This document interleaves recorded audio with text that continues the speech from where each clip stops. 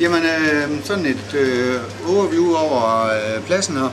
En lille hyggelig plads med 125 enheder, hvor vi blandt andet står lige herinde i hovedbygningen. Vores servicebygninger har vi over til venstre herovre.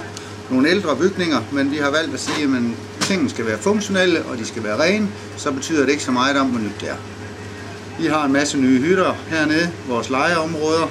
Hestefolden, der kommer med et par heste, der går herop som hyggeheste. Ikke noget, de kan ride på, men nogen, der er med til at skabe noget liv for de helt små og for de helt ældre. Eller også i perioder, hvor der ikke er så mange i pladsen. Hele pladsen er omkranset af by på to sider. Vi har mod vest og mod syd vores parcelhuskvarter, 800 meter ned til centrum af Auning, som er en utrolig aktiv handelsby, hvor der rent faktisk skulle bo 25.000 mennesker for at forsvare det handelsliv, vi har hernede, og der bor cirka 3,5.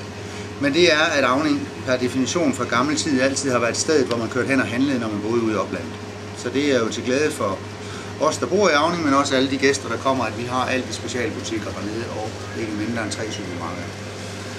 Derudover er vi på vores øst- og vores nordside omkranset af en utrolig flot skov, som er en fredskov og kommunal ejet, hvor man har mulighed for at gå op og gå nogle lækre ture, gå sådan en tur med sin hund, eller i det hele taget bare rende rundt, lege, klatre i træer, hvis ikke man kan finde tilfredsstillelse i de store legearealer hernede.